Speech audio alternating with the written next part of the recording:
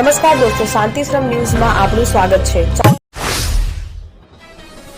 Palanpur RTO કચેરી દ્વારા જૂની સિરીઝના બાકી રહેલા પસંદગીના વાહન નંબરો માટે ઓનલાઈન ઈ ઓક્શનનું આયોજન કરવામાં આવ્યું છે। આ હરાજીમાં 2 વ્હીલર, 4 વ્હીલર અને 3 વ્હીલર અને HGV માટેના વિવિધ સિરીઝના નંબરો ઉપલબ્ધ રહેશે। 2 વ્હીલર માટે GJ08ED અને GJ08EE, 4 વ્હીલર માટે GJ08FA અને GJ08FB, 3 વ્હીલર માટે GJ08AV અને GJ08AX તેમજ HGV માટે GJ08AW અને GJ08AY સિરીઝના નંબરો હરાજીમાં મૂકવામાં આવશે। ઈ ઓક્શન માટે ઓનલાઈન નોંધણી અને અરજી પ્રક્રિયા તારીખ 21 ઓગસ્ટના સાંજે 4 વાગ્યાથી શરૂ થઈને 23 ઓગસ્ટના બપોરે 3:59 સુધી ચાલશે। બિડિંગ પ્રક્રિયા 23 ઓગસ્ટના બપોરે 4 વાગ્યાથી શરૂ થઈને 25 ઓગસ્ટના બપોરે 3:59 સુધી ચાલશે। હરાજીનું પરિણામ 25 ઓગસ્ટના રોજ સાંજે 4 વાગે જાહેર કરવામાં આવશે।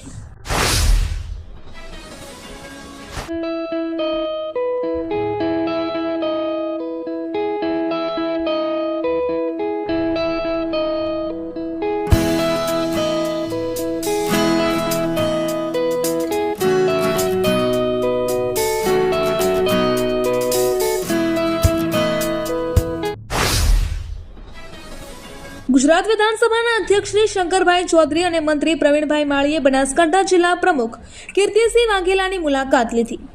વાઘેલા અમદાવાદની એપિક હોસ્પિટલ ખાતે સારવાર લઈ રહ્યા છે। આ મુલાકાત દરમિયાન બંને નેતાઓએ કીર્તિસિંહ વાઘેલાના સ્વાસ્થ્ય અંગે પૂછપરછ કરી તેમણે વાઘેલા ઝડપથી સ્વસ્થ થઈ ફરીથી લોક સેવામાં જોડાય તેવી શુભેચ્છા વ્યક્ત કરી। ડીસા તાલુકાના બોડાલ ગામે જિલ્લા કક્ષાનો નમો વન વૃક્ષારોપણ કાર્યક્રમ યોજાયો હતો। આ કાર્યક્રમમાં કુલ 1008 વૃક્ષોનું વાવેતર કરીને પર્યાવરણ જાળવણી અને હરિયાળા ગુજરાતનો સંકલ્પ લેવામાં આવ્યો હતો।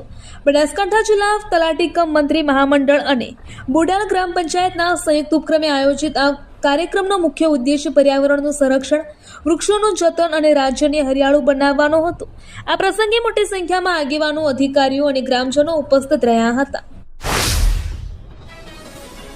બનાસકાંઠા જિલ્લાના તમામ શાળાઓમાં ધોરણ 9 થી 12માં અભ્યાસ કરતા જે વિદ્યાર્થીઓને GRમાં નામ અટક, પિતાનું નામ, જન્મ તારીખ, જન્મસ્થળ વગેરેમાં સુધારા અંગેની દરખાસ્ત રજૂ કરવા કેમ્પનું આયોજન કરવામાં આવ્યું છે। આ કેમ્પ માતૃશ્રી LBV ચાવડા સરસ્વતી હાઈસ્કૂલ, ઢુંઢિયાવાડી, તાલુકો પાલનપુર ખાતે તારીખ 24 ઓગસ્ટના રોજ સવારે 11 વાગ્યાથી સાંજે 5 વાગ્યા સુધી યોજાશે। જન્મ તારીખ સુધારવાના કેસમાં જન્મનો ઓરિજિનલ દાખલો અવશ્ય રજૂ કરવાનો રહેશે। કાંકરેજ તાલુકાના શિયોરી ખાતે ઉમરિયાવાસને શિયોરી ગ્રામ પંચાયતમાંથી અલગ કરી સ્વતંત્ર ગ્રામ પંચાયત બનાવવાની માંગ સાથે ગ્રામજનો દ્વારા રેલી યોજવામાં આવી હતી। આ રેલીમાં મહિલાઓ, દીકરીઓ, યુવાનો અને આગેવાનો સહિત 150થી વધુ લોકો બેનરો સાથે જોડાયા હતા। આ રેલી બાદ મામલતદાર કચેરી ખાતે આવેદનપત્ર આપવામાં આવ્યું હતું। જિલ્લા ભાજપ કારોબારી સભ્ય અને પૂર્વ રજિસ્ટ્રાર ગુજરાત યુનિયન પ્રમુખ લલિતસિંહ વાઘેલાની આગેવાની હેઠળ આ રેલી યોજાઈ હતી। આગેવાનો અને ગ્રામજનોએ સૂત્રોચ્ચાર કરીને અલગ ગ્રામ પંચાયતની માંગને વધુ મજબૂત બનાવી હતી। શક્તિપીઠ અંબાજી ખાતે 20 થી 26 સપ્ટેમ્બર 2026 દરમિયાન યોજાનારા ભાદરવી મહાકુંભની તૈયારીઓના ભાગરૂપે વિજયા રિસોર્ટ ખાતે વાર્ષિક બેઠક યોજાઈ હતી। આ એક તરફ કલેક્ટર મિહિર પટેલે સ્વચ્છતા તથા સુચારુ દર્શન વ્યવસ્થા અને SP પ્રશાંત સુંબે 7000 પોલીસ કર્મીઓની તૈનાતી સાથે સુરક્ષાની ખાતરી આપી છે, તો બીજી તરફ ટ્રસ્ટના કારોબારી સભ્ય નીતિનભાઈ પટેલે અધિકારીઓની હેરાનગતિ અને VVIP કલ્ચર સામે જાહેરમાં વિરોધ નોંધાવી ઉકેલ ન આવે તો સગને એકમથી સાતમ વચ્ચે જ ધજા ચડાવી પરત ફરવાના આહવાન સમાન બાયકોટની ચીમકી આપતા વહીવટીતંત્રમાં ભારે ચિંતા ઊભી થઈ છે। Simco sunlight paints, Simco sunlight paints કવિન સાફ્ટર મશીનથી કલર બનાવનાર નવીન ઘરને સુશોભિત કરવા એકવાર અવશ્ય મુલાકાત લો। Simco sunlight paints, Simco sunlight paints. ડીસામાં નિર્માણાધીન ગુજરાત રાજ્યના સૌથી મોટા અને આધુનિક પ્રાણી સંગ્રહાલય તથા જંગલ સફારી પ્રોજેક્ટની ડીસાના ધારાસભ્ય અને રાજ્યના મંત્રી પ્રવીણભાઈ માળીએ મુલાકાત લીધી હતી। આ મુલાકાત દરમિયાન મંત્રીશ્રીએ નિર્માણ કાર્યની સ્થળ પર જઈને વિગતવાર સમીક્ષા કરી હતી.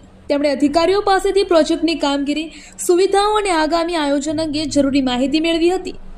મંત્રી શ્રી માળીએ કામગીરીને વધુ સુવ્યવસ્થિત અને ગુણવત્તાસભર બનાવવા માટે જરૂરી સૂચનાઓ અને માર્ગદર્શન પણ પૂરું પાડ્યું હતું. ડીસા તાલુકાના સોતમલા ગામના પાટિયા નજીક ટ્રેલર અને સરસવનું તેલ ભરેલા ટેન્કર વચ્ચે ગંભીર અકસ્માત સર્જાયો હતો. આ ઘટનામાં રોડ ઉપર મોટી માત્રામાં સરસવનું તેલ ઢોળાઈ ગયું હતું, જેના કારણે ટ્રાફિક જામ થયો હતો. ભીલડીથી ડીસા તરફ જઈ રહેલા સરસવના તેલ ભરેલા ટેન્કરને પાછળથી પૂરપાટ ઝડપી આવી રહેલા ટ્રેલરે જોરદાર ટક્કર મારી હતી. આ ટક્કર એટલી પ્રચંડ હતી કે ટેન્કરના પાછળના ભાગને ભારે નુકસાન થયું હતું. થરાદમાં દારૂબંધીની માંગ સાથે કોંગ્રેસની રેલી, ટ્રાફિક જામ, ભાવનગરમાં થયેલા લઠ્ઠાકાંડના પડઘા હવે સમગ્ર ગુજરાતમાં જોવા મળી રહ્યા છે. તેના પગલે આજે થરાદમાં કોંગ્રેસ સમિતિ દ્વારા થરાદની આમ જનતા સાથે મળીને ગુજરાતમાં દારૂ બંધ કરોના નારા સાથે રેલી યોજવામાં આવી હતી.